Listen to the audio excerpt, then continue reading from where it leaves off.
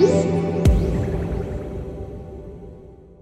it's Bill from Digital Trends, and we're in downtown Portland at Portland State University on Electric Avenue, and fittingly, Ford has brought a selection of hybrids, electric vehicles, and plug-in hybrids for us to drive. We're going to talk to Mike Tinskey, Ford's Global Director of Electrified Vehicles and Infrastructure, about these cars and about how the infrastructure is being built out in this country for electric vehicles. Let's go for a ride. Tell me a little bit about this car that we're in.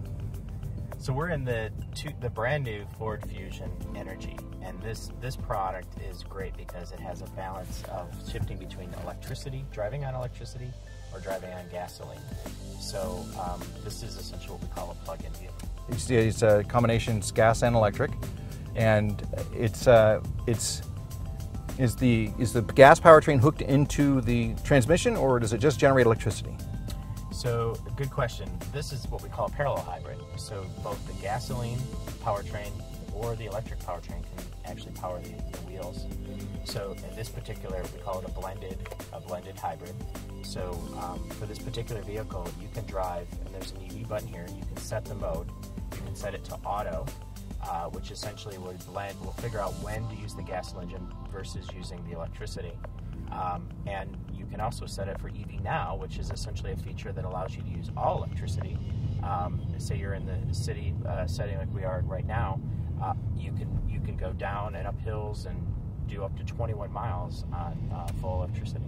This is really a no compromise vehicle because you're blended. You can drive on electricity. You're recapturing every time you stop all that energy. In fact, as you go to a stop, you got 96%. I get an A. You get an A. The energy, all that energy from that braking event, all went right back into the battery to power the next acceleration. Mm-hmm. And this vehicle is rated at 108 mpg. The other thing on this is you're driving, basically on all electric. Yes. In a vehicle that has no range limitations. So I think from a perspective of creature comforts, features, fuel economy, I mean, you've got it all in this particular product. I don't know if you also noticed, but when the engine comes on, it's very hard to notice. It's almost a seamless transition. And one of the keys there is not only working on the transition, but there's active noise cancellation that's on all the time. Uh-huh. So we're actually canceling out the noise relative without using the audio system. Now, miles per gallon equivalent, this is a confusing term for some people because you see cars that get 40 some odd and change on gas and then these huge numbers on equivalent. How is miles per gallon equivalent figured out? What's the math that goes behind it? It seems confusing. Yeah, and the whole purpose is to try to simplify. So the reason why we're using MPG and the government's using MPG is that you're using both electricity and gasoline. So what we could do is we could say it gets over 40 miles per gallon on gasoline and then gets so many miles per kilowatt hour on electricity. But that would be a very confusing to have two metrics, right? Because you're driving on two different fuels. So what we do is we take that the miles per kilowatt hour and translate it into the equivalent amount of energy that's in gasoline and then add the two. So it gives you a directional estimate of comparing this vehicle to a conventional vehicle. So speaking of no compromise vehicles, let's talk about another no compromise vehicle, and trust me, this leads to a larger question, and that's the Tesla Model S. How high has Tesla set the bar for fully electrified vehicles? Well, you know what, this whole industry, it's fascinating because it's so fluid, right? And there are many different business models that are evolving. I think personally the electrified market is a key part of Ford's long-term strategy, meaning that we know that electrified cars is moment for us to achieve what we're viewing as our requirements and our commitments to the environment. So from that perspective, electrified will grow. I think the heart of your question is in what form, right? And the Tesla approach is a different price point. It's a very different vehicle. We offer our vehicles that are what we like to say is the power of choice. So we offer three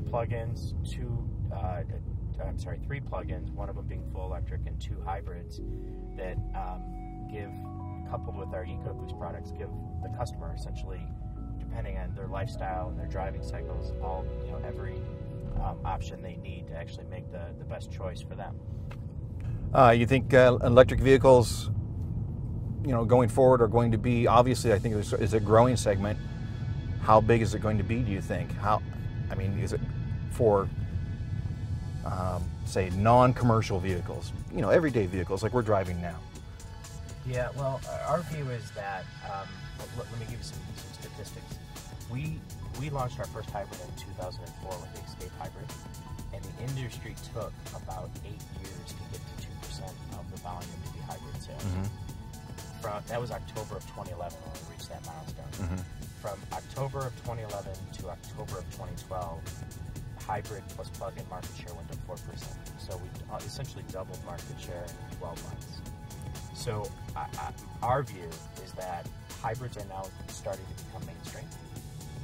Plug-in hybrids are likely right behind it. And that the plug-in hybrids are likely to become more BEV-like over time, meaning larger batteries, longer range on all electric, and most likely engines getting smaller in displacement, as we've seen over the past couple of generations. So I think the answer is that people are now accepting driving.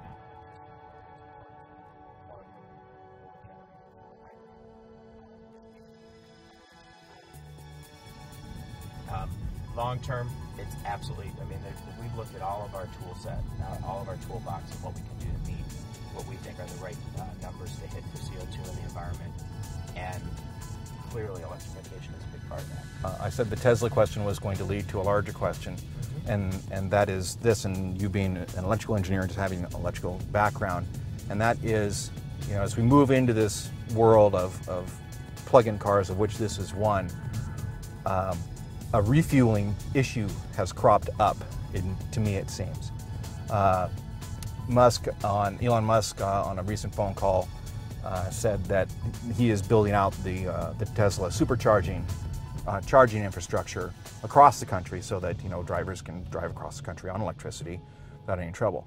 This raises an issue, and mostly it's a standardization issue and a sharing issue, and of course a money issue. As electric vehicles become more popular, plug-ins included, plug-in hybrids like this one included, people are going to want to drive less on gas because it's expensive. They're going to have to charge these cars up when they're on road trips. Right now, of course, in a fueled car, gas-powered car, you just pull into a gas station and gas up. Doesn't matter what brand it is or who runs it. It's standardized. But that's not the way the electrical recharging system is starting out, I'd say, in its nascent stages. Does Ford have an infrastructure plan for their vehicles, or are they looking more towards a standardized platform for all vehicles? Yeah, it's a good question. So there are, as you may or may not know, there are different levels of charging, right? You can Yes. plug in at a standard wall outlet. You could also plug in at a public station or at your home using a charge station. Now, fortunately, all of those ways of plugging are standardized. Yes. Everyone uses the same J1772, and it works very well.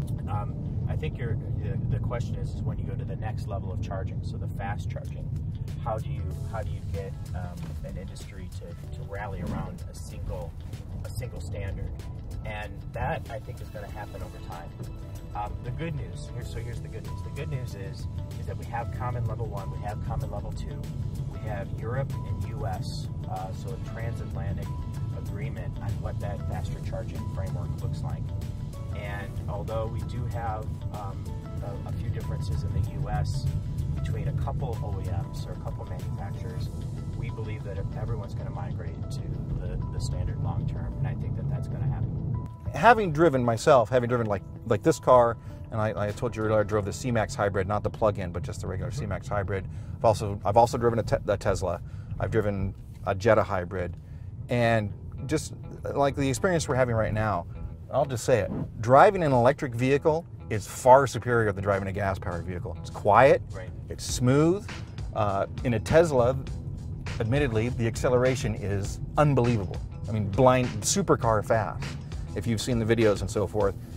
As people get into these cars and start driving them in electric mode, and then get out and get in their rattling, chugging, gas guzzling, whatever, it's a revelation for a lot of people, and people have told me this. So I think purely electric cars are going to be very big in the future, and people are obviously going to want a road trip in them. I know I will. So the charging time is certainly an issue. I mean, 2.5 hours to charge up a car is kind of, for a full charge right now, is kind of where it's at. The technology is achievable 15-20 minutes. That's a gas stop and a hamburger.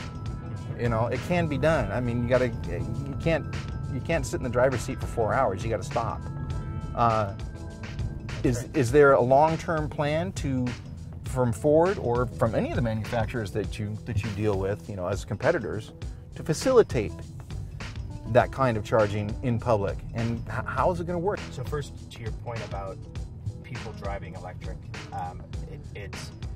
I completely agree with that point. When somebody drives electric, they're likely going to stay electric, and that they never go back. So they are going to want to probably take their cars further and further. And I'm certainly one of those people, and I think there's a lot of people out there. So and by the way, there's a lot of other. I mean, we talked a bit about the cost. I mean, when you're in traffic jams, you're not using your engines not running. Right. All your regenerative braking energy is going back in. There's multiple benefits. So all of that aside, to your main point is, how are we going to handle the infrastructure?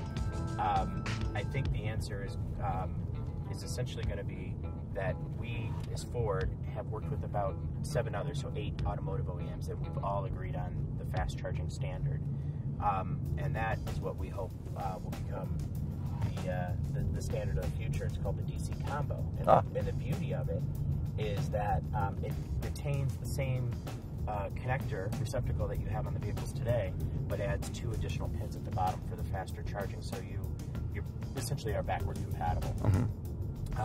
That system is now is propagating throughout Europe. It's starting to be planned for the U.S., and we're hoping that becomes with 8 manufacturers, and all of and by the way, they're all volume manufacturers of electrified vehicles. Our hope is that will become the standard. The other point you mentioned on the back end, with green lots, and that's really catching on in Europe as well, and we're hopeful that it catches on in the States as well, is that it allows more open, very much like you can take your cell phone business. If your cell phone, you're with one provider and you want to go to a different provider, that same concept would apply then to charge stations. I see. So in a city owns, in Oregon, there's roughly about 700 public charge stations. You could provision those on another network. Mm-hmm. For whatever reason, whether better features, cost, or what have you. And that's really the idea behind companies like Greenlight. Yes. Let's talk a little bit about car connectivity, because as we all know, cars are getting much, much more connected, and of course the usual conduit is the smartphone. Is there an app for this vehicle? There is. Every one of our plugins, including this one, has an app. It has an embedded modem, so there's a modem on the vehicle. It's called My Ford Mobile. App you can download for any of your smartphones. What that enables is some pretty neat features. Not only do you get access to your vehicle, you can find it, obviously, know where it's at for those that can't, that are challenged. But it also allows some neat features, because if you're in a climate that's either hot or cold, you can precondition while you're still plugged in. So your cabin temperature can be 70 degrees when you arrive in your car, and that's a feature that once you get used to it, it's really nice to have the cabin temperature.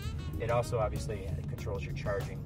We have this really neat part of the app, that if you live in an area like that has time of use rates, you can essentially log in and it's called value charging, and the vehicle, no matter what time you come home. So say you come home at 6 p.m. from work, plug in your vehicle, it won't start charging until those rates, electricity costs are low. Right. And that's all built into the app, and it's seamless. As an engineer, what do you think of the idea of autonomous cars, fully autonomous cars? As an engineer, I think we all hope for it to come. As a realist, I recognize the challenges of all the exceptions and decisions that we make as humans, and how can you make that 100% reliable is always the challenge. Right. So I think I think the answer is going to be that the driver will always be part of the system. It's just how many of the aids that allow the driver to be helped. Do you think all these added things that we're doing to cars, collision avoidance and everything else, are making drivers worse drivers? I don't think so. I mean, I'll use myself as an example. I'm very pleased with even the backup detection systems and how many lives, especially children's lives, they're likely saved. So I think many of those type of features are needed and welcomed. What has you excited for the future? What gets your pulse racing now? Seriously, it's electrification, and I've been doing this for about 5 years now, and I think we've just scratched the surface in what we're capable of.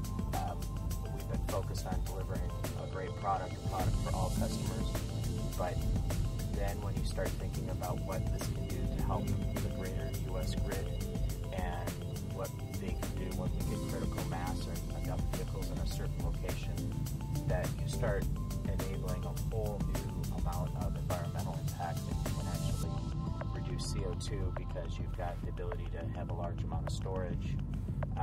You can help with brownouts, power outages. You can even power your home. So there's a lot of things, I think, when you get to this common fuel called electricity that we're looking forward to doing. It costs a lot less to drive an electric car than it does a gas-powered car because of the cost of gas, which brings up another question. As electric vehicles become more popular and more prevalent and the demand for gas goes down, how do you think that's going to affect the whole petrol economy? Well, that's another really good question. I think there's a couple answers there. First, if you look at gas price volatility over the past even 10 years, go back even further, the volatility of petroleum has been huge. In fact, we saw as early as 2008, 2009, we saw it go down to $1.60 a gallon. Now we're closer to $4 a gallon. And then if you compare that to our electricity prices, essentially they've been at inflation for the past 40, 50 years. So there's not only is it cheaper to drive, but it's more predictable in terms of its future price. So there's some value there. So did that answer? That was only half your question. Well, it's just, when you look at or fuel or gasoline, I mean, there's lots of ways to make gasoline actually, but the most prevalent way to get it now is to pull it out of the ground. Whereas, when you're talking about electricity, we're just getting pelted by terawatts of it every day, that you can collect with solar panels, and I mean, essentially, it never runs out. So that could really change the global dynamic. I mean, if China gets on board big with electric vehicles, Japan is already marching down the road, and certainly it's becoming more prevalent here as people kind of get hip to it, I guess is the easiest way to put it. It could change the global dynamic as far as the oil economy. It has the potential. I mean, if you look at it in terms of, I'll give you some statistics. So for this particular vehicle I mentioned has telematics. So we know for the drivers out there that are driving this product, about 60% of their miles are driven electrically. Right. So we expect that percentage to go up over time, both from the charging infrastructure, from their driving habits, and as the new product comes out over time. So that's one factor.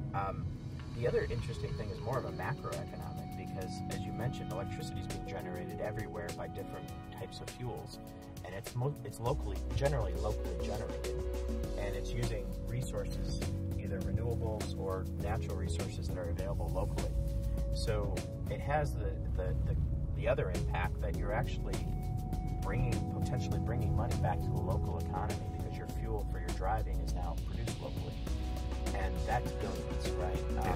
So we're really, nobody's even really tried to quantify what the impact there is, but my sense is that's going to continue to grow. All right, it's 2023, and we're driving the Ford Energy 9000, which goes 1,000 miles on a single charge. Tell us about the future of electric vehicles with Ford. Oh, that's funny. Well, it sounds like you've already defined it. I don't think I can one up that one. We're planning for an evolution, but hoping for a battery breakthrough. And so I think if you look at, you know, the 10-year horizon, our internal plans are, you know, we've got some new features, we've got improvements in batteries, we've got improvements in engine technology, aerodynamics, weight, low cost. Telematics is clearly an area where we're improving. But I'm most excited about where we're likely going to, if there's a breakthrough that happens, particularly on the storage side of things, we're likely going to, have a much faster adoption rate. But we're already seeing it right now. Looking at a statistic, about 2% to 4% of market share. You know, that if that rate continues to grow at a faster rate, you know, we could in 10 years we could see a good percentage of our sales electrified. Well, I noticed, you know, just even in my driving of electric vehicles, you know, when you have things like the brake coach and the energy leave, or the efficiency leaves, and just the electrical driving experience in general, it changes your habits, and quickly. You know, buying gas sucks. Driving electric rocks. You know, so it's you really want to do it. You're absolutely right. In fact, the interesting thing is what you mentioned is the feedback mechanisms. You know, we usually get a chuckle for, you know, butterflies or leaves. Right. But you would be surprised at how impactful those are to people when they actually see them and the feedback is processed and they realize it's either In fact, the thing that's happening a lot on these vehicles that we're noticing on the telematics is that, and with focus groups, is that people are actually trying to minimize their gas use as a bit of a gamification. Absolutely. And it's amazing what they'll do, right? So I think that's a good thing. I'm sure you're aware of hypermiling, the practice of hypermiling. Yes. Has Ford co-opted some of those tricks? Yeah, I mean, we've got, you know, we've taken both our vehicles and hypermilers in them, and they've done some great things.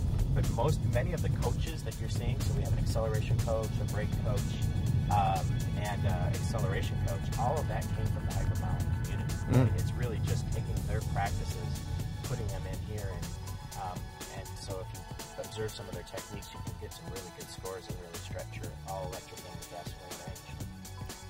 What do you think about the kind of the two-pronged effect that hybridization has had on cars? It kind of started out as this greeny efficiency thing, and then these boutique makers, Ferrari, McLaren, came out with, or Porsche even, came out with these unbelievable sports cars that, using the very high-powered engines and hybridization, have created these immensely powerful high-performance cars. And so suddenly, hybridization went from this kind of greeny thing to like, hey, look, we can make the cars really fast. And of course, Tesla's, you know, the Model S went a long way for that as well, because people got on that and like, well, how fast is it going? It's like, good God, it's fast. It's really fast. Yeah. Does Ford see hybridization as a way to bump up the performance of the cars, say Mustangs?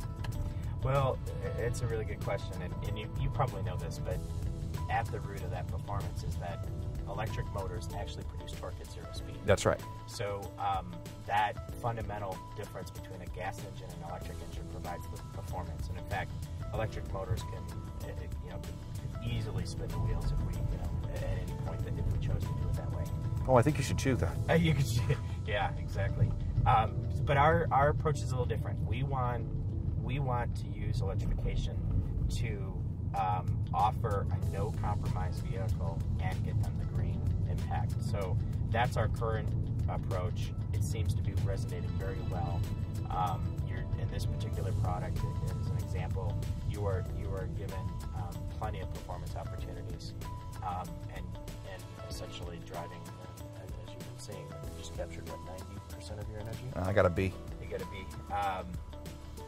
All without sacrificing any performance.